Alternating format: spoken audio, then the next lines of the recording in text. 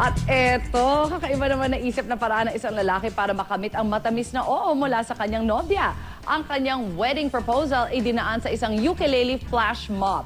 Ito nga yan ang nakakakilig nilang sandali sa report ni Trisha Zafra.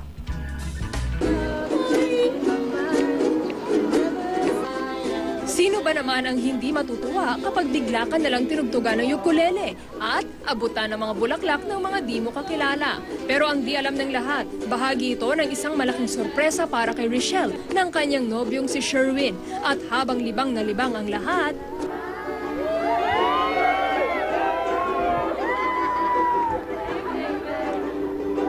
And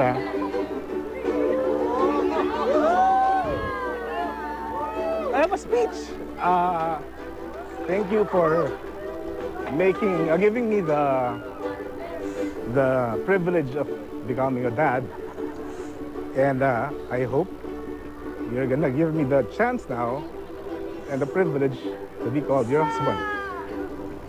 Will you marry me?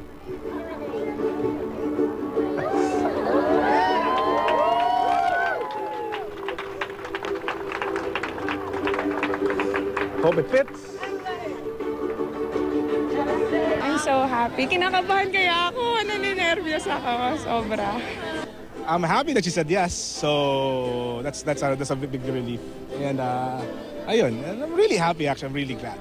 ukulele flash mob ang naisip ni Sherwin dahil sa pagkahumaling niya sa instrumentong ito kamakailan lang. Ayon sa grupong Ukulele Underground Philippines, ito ang unang flash mob na ginawa ng grupo para sa isang marriage proposal.